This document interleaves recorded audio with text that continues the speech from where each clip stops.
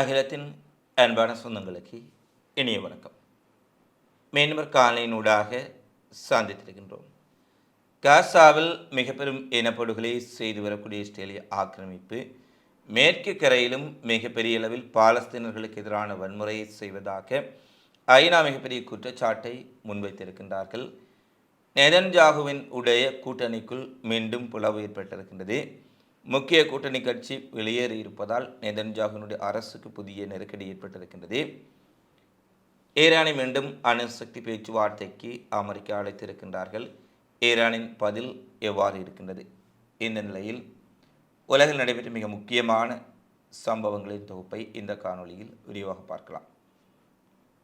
காசாவில் மிகப்பெரிய அளவில் இனப்படுகொலை நிகழ்த்தி வரும் இஸ்ரேலிய இராணுவம், இஸ்ரேலினுடைய அரசு மேற்கு கரையிலும் மிக கொடூரமான முறையில் பாலஸ்தீனர்களுக்கு எதிரான இன அழிப்பை மேற்கொள்ள ஆரம்பித்திருக்கின்றார்கள். ஏற்கனவே மேற்கு கரையில் பாலஸ்தீன மக்களுடைய வீடுகள், குடியிருப்புகள், முக்கியமான பகுதிகள் புல்டோசர்கள் கொண்டு தரைமட்டமாக்கப்பட்ட சூழ்நிலையில் அங்கு குடியேறியுள்ள அடாத்தாக பாலஸ்தீனர்களின் நிலங்களை பிடித்து குடியேறி இருக்கக்கூடிய குடியேற்றவாசிகளும் பாலஸ்தீனர்களுக்கு எதிரான தாக்குதலை அதிகப்படுத்தி இருக்கின்றார்கள். கடந்த வாரத்தில் மட்டும் ஆக்கிரமிக்கப்பட்ட மேற்கு கரையில் குடியேறிகள் மற்றும் பாதுகாப்பு படையினரால் 5 பாலஸ்தீனர்கள் கொல்லப்பட்டிருப்பதான செய்திகள் உறுதிப்படுத்தப்பட்டிருக்கின்றன. இந்த நிலையில் குடியேறிகளின் தாக்குதலை தடுக்க வேண்டிய இஸ்ரேலிய அரசும் இஸ்ரேலிய இராணுவமும் குடியேறிகளுக்கு ஆதரவாக பாலஸ்தீனர்கள் மீது குடியேறிகளுடன் சேர்ந்து தாக்குதலை நடத்துவது மிகவும் ஏற்றுக்கொள்ள முடியாத விடயம் என மனித உரிமைகள் ஆணையம் தெரிவித்திருக்கின்றது.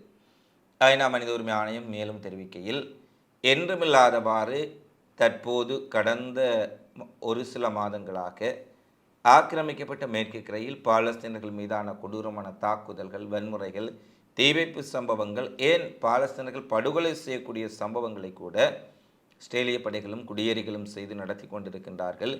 இது குறித்து உலக நாடுகள் விரைந்து செயற்பட வேண்டும் என ஐநா மனித உரிமைகள் உயர் ஆணையர் அலுவலகத்தின் செய்தி தொடர்பாளர் தமின் அல் கீதன் ஜெனீவாவில் தெரிவித்திருக்கின்றார். காசாவில் படுகொலை செய்வது மட்டுமல்ல, ஆக்கிரமிக்கப்பட்ட மேற்கு கரையிலும் இவர்களுடைய மிக கொடூரமான இன அழிப்பை அங்கே பார்க்கக்கூடியதாக இருக்கின்றது. அடுத்து, ஸ்டேலின் உடைய தீவிர ஆர்த்தடாக்ஸ் கட்சி கூட்டணியை விட்டு வெளியேறி நெதன்யாகுவின் அரசாங்கத்துக்கு ஒரு நெருக்கடி ஏற்படுத்துவதான அறிவிப்பை வெளியிட்டிருக்கின்றார்கள். நெதன்யாகுவினுடைய அரசிலே முக்கிய ஆளும் பங்காளியாக இருந்த இஸ்ரேலிய தீவிர ஆர்த்தடாக்ஸ் கட்சி அவரது கூட்டணி அரசாங்கத்தை விட்டு வெளியேறுவதாக தற்போது அறிவித்திருக்கின்றார்கள். யுனைடெட் டேரா ஜூத மதத்தின் இரு பிரிவுகளும் தங்கள் தொகுதிகளுக்கான பரந்த இராணுவ வரைவு இலக்குகளை குறியீடாக்கும் மசோதாவை சுற்றியுள்ள கருத்து வேறுபாடுகள் காரணமாக அரசாங்கத்திலிருந்து விலகுவதாக கூறியிருக்கின்றார்கள். ஏற்கனவே இந்த ஆர்த்தடாக்ஸ் ஜூதர்கள் இராணுவ சேவையிலிருந்து தங்களுக்கு விலக்கு அளிக்க வேண்டும் என மிகப்பெரிய அளவில் கோரிக்கை விடுத்து வருகின்றார்கள். ஏனெனில் அவர்கள் மதக்கடமைகளுக்காக தங்களுக்கு மிகப்பெரிய பொறுப்புகள் ஒப்படைக்கப்பட்டிருப்பதால் இராணுவத்தில் நாம் இணைந்து கொள்ளவில்லை, இராணுவ சேவையாற்றுவதிலிருந்து தங்களுக்கு அளிக்கப்பட்ட விதிவிலக்கை தொடர்ச்சியாக கடைபிடிக்க வேண்டும், தங்களை வன்முறையாக இராணுவத்தில் இணைக்கக்கூடாது என தொடர்ச்சியாக கோரிக்கை விடுத்து வந்தார்கள். அதற்காக மிகப்பெரிய அளவிலான போராட்டங்களும் நடைபெற்றிருந்தன. இந்த நிலையில் அவற்றை மீறி ஆர்த்தடாக்ஸ் ஜூதர்களும் தீவிர ஆர்த்தடாக்ஸ் மரபுரிமை ஜூதர்களும் கூட இஸ்ரேல் இராணுவத்தில் இராணுவ பணிக்கு இணைந்து கொள்ள வேண்டும் என்ற கோரிக்கை காரணமாக இந்த கட்சியினர் நெதன்யாகு அரசிலிருந்து வெளியேறியிருக்கின்றார்கள். எனவே நெதன்யாகு அரசாங்கம் இந்த வெளியேற்றம் காரணமாக ஒரு ஸ்திரமற்ற நிலைக்கு செல்லுமா, ஆட்சிக்கு ஏதாவது பாதிப்புகள் ஏற்படுமா என்பதை பொறுத்திருந்து பார்க்க வேண்டும்.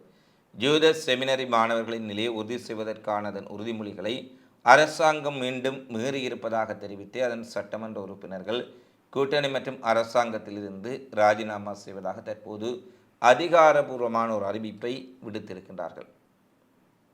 அடுத்து, இஸ்ரேல் இராணுவத்தினர் அண்மைய சில காலமாக தற்கொலை செய்து இறக்கும் சம்பவங்கள் அதிகரித்திருப்பதாக செய்திகள் வெளியாக இருக்கின்றது. கடந்த ஒரு சில வாரங்களுக்கு முன்பாக இஸ்ரேல் லெபனான் எல்லைக்கருகே ஒரு காட்டு பகுதியில் இஸ்ரேல் இராணுவத்தினுடைய சிப்பாய் ஒருவர் வாகனத்தை மிக வேகமாக செலுத்தி அவர் மரமொன்றின் மீது மோதி அதில் அவர் அப்படியே இறந்திருந்தார். இன்னொருவர் வாகனத்துடன் சேர்ந்து பெட்ரோல் ஊற்றி தன்னைத்தானே கொளுத்தி தீயிட்டு தன்னுடைய உயிரை மாய்த்திருந்தார். இந்த நிலையில் 2023 அக்டோபரில் போர் தொடங்கியதிலிருந்து போரின் உடைய கடுமையை அல்லது கொடூரத்தை தாங்க முடியாமல் அல்லது போர்க்களத்தில் நிலைமைகளை சமாளிக்க முடியாமல் விரக்தியுற்ற இஸ்ரேல் இராணுவத்தினர் 43 பேர் தற்கொலை செய்து இருக்கின்றார்கள் என்ற ஒரு செய்தி அதிகாரபூர்வமாக வெளியாக இருக்கின்றது. இந்த தற்கொலை செய்யப்பட்ட இஸ்ரேல் இராணுவத்தினரினுடைய நடவடிக்கைகளை, இந்த வழக்குகளை தணிக்கை செய்ய முயற்சிப்பதாக, ஏனெனில் தற்கொலை செய்து கொண்டால் அதற்கு ஒரு வழக்கு, அதற்கு என்ன காரணம் என்று நீதிமன்றத்தில் விசாரணை நடைபெறும். ஆனால் இவை நீதிமன்றத்திற்கே வராமல் இந்த வழக்குகளை கிடப்பில் போடுவதற்காக அல்லது இந்த நீதிமன்ற வழக்குகளை இல்லாமல் செய்வதற்கான நடவடிக்கையை ஐடிஎஃபினுடைய தலைமை மேற்கொண்டிருப்பதான குற்றச்சாட்டுகளும் எழுந்திருக்கின்றன. 43 பேர் தங்களுடைய உயிரை மாய்த்திருக்கக்கூடிய சூழ்நிலையில் கடந்த ஒரே வாரத்தில் மட்டும் 3 இஸ்ரேலிய இராணுவத்தினர் கொல்லப்பட்டிருக்கின்றார்கள் என்ற செய்தி வெளியாக இருக்கின்றது. இது இஸ்ரேல் இராணுவத்தினர் இந்த யுத்தத்தில் எவ்வளவு தூரம் மிகப்பெரிய அளவில் பாதிக்கப்பட்டிருக்கின்றார்கள், விரக்தியுற்றிருக்கின்றார்கள் என்பதை தெளிவாக பார்க்கக்கூடியதாக இருக்கின்றது. அது மட்டுமல்ல, நூற்றுக்கணக்கானவர்கள் கடந்த 3 மாதங்களில் மனநல பாதிப்புகளுக்குள்ளாகி காசா போர் முனையிலிருந்து மனநல மருத்துவ சேவைக்காக சென்றிருக்கின்றார்கள் என்ற செய்தியும் வழியாக இருக்கின்றது.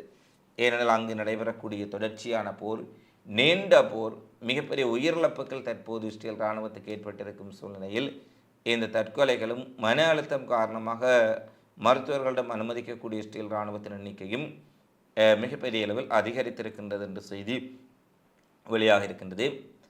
ஏமனிலிருந்து இன்றைய தினமும் ஒரு ஆளில்லா ட்ரோன் இஸ்ரேலை நோக்கி ஏவப்பட்டிருக்கின்றது.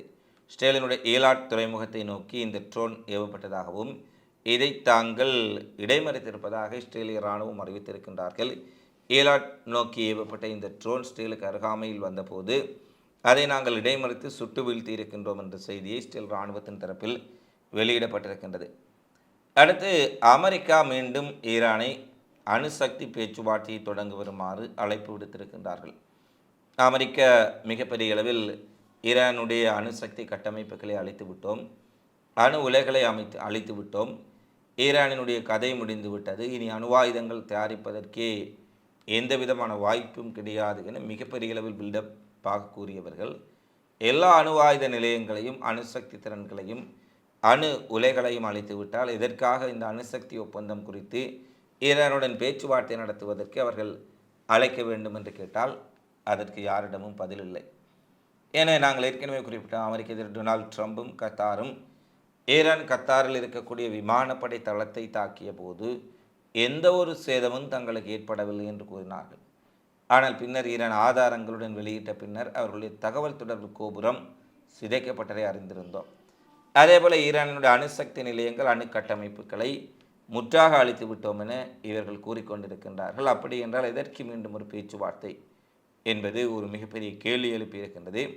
இந்த நிலையில் நேற்றைய தினம் ஈரான் தொலைக்காட்சியில் உரையாற்றி ஈரான் வெளிவிவகார அமைச்சர் சையத் அப்பாஸ் அரக்ஷி பேச்சுவார்த்தை எப்போது, எங்கே, எப்படி நடத்தலாம் என்ற அம்சங்களை நாங்கள் ஆராய்ந்து வருகின்றோம். அமெரிக்காவுக்கு ஒருவேளை இந்த அணுசக்தி பேச்சுவார்த்தை அவசரமானதாக இருக்கலாம், எங்களுக்கு இந்த அணுசக்தி பேச்சுவார்த்தை தற்போதைக்கு அவசரம் இல்லை என்று தங்களுடைய கருத்தையும் தெளிவாக குறிப்பிட்டிருக்கின்றார். எனவே அமெரிக்கா மீண்டும் ஈரானை சமாதான வழியில் கொண்டு வருவதற்கு அல்லது ஈரானுடன் ஒரு சமாதானம் பேசிக்கொண்டே இஸ்ரேல் மூலம் வேறு தாக்குதல் நடவடிக்கைகளை மேற்கொள்ளக்கூடிய சதி நடவடிக்கைகளையும் மேற்கொள்ளலாம் என்பது பல போரியல் ஆய்வாளர்களுடைய கருத்தாக இருக்கின்றது. இந்த நிலையில்தான் மீண்டும் ஈரானுக்கு ஒரு பொறி வைப்பதற்காக அணுசக்தி பேச்சுவார்த்தை கலைத்திருக்கின்றார்கள். ஈரான் அதற்கான தேதியையும் நேரத்தையும் விரைவாக பேச்சுவார்த்தை நடத்துவதற்கு உரிய ஒரு வாய்ப்பையும் அமெரிக்காவுக்கு வழங்கவில்லை என்பது அப்பாஸ் அரக்சியினுடைய கருத்துக்களிலிருந்து தெளிவாக தெரிகின்றது. அடுத்து முக்கியமாக சிரியாவினுடைய ஸ்வீடா மாகாணத்தில் மிகப்பெரிய அளவிலான மோதல் வெடித்திருக்கின்றது. நாங்கள் சிரியாவின் பக்கத்தில் சென்றால் சிரியாவில் இருக்கக்கூடிய ட்ரூஸ் இன மக்களுக்கும் பெடோயின் பழங்குடியினருக்கும் இடையே மிகப்பெரிய அளவிலான மோதல் நடைபெற்று கொண்டிருக்கின்றது. மோதல் என்று சொன்னால் ஏறக்குறைய 94 பேர் கொல்லப்பட்டிருக்கின்றார்கள், 100க்கும் மேற்பட்டவர்கள் காயப்படுத்தப்பட்டிருக்கின்றார்கள்.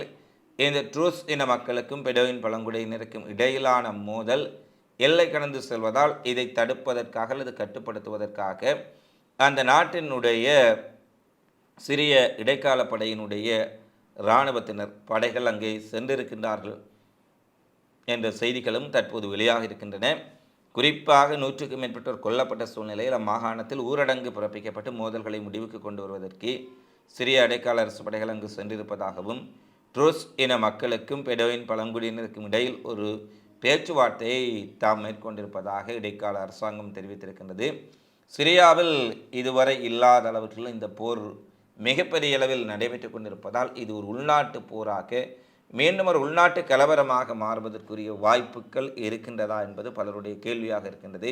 இருந்தபோதிலும் சிரியாவில் தற்போது இஸ்ரேலுடன் ஒரு இணக்கப்பாட்டுக்கு வருவதான அல் ஜுலானி அரசாங்கம் மறைமுகமாக இஸ்ரேல் அமெரிக்கா சிரியா பேச்சுவார்த்தைகளை நடத்தி கொண்டிருக்கும் சூழ்நிலையில் சிரியாவுக்கு உள்ளே நடைபெறக்கூடிய மோதல்கள் சிரிய அரசாங்கத்திற்கு புதிய சிக்கலை ஏற்படுத்தி இருக்கின்றன.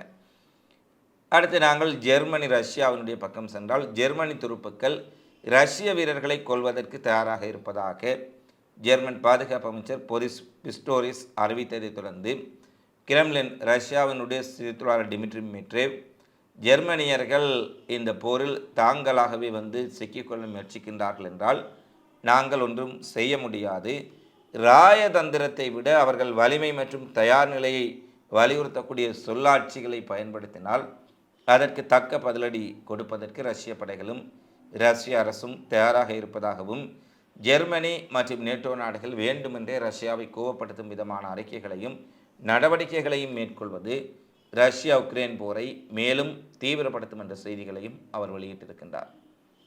இவைதான் இன்றைய நாளில் வெளியான முக்கியமான செய்தி குறிப்புகளாக நிகழ்வுகளாக பதிவாக இருக்கின்றன.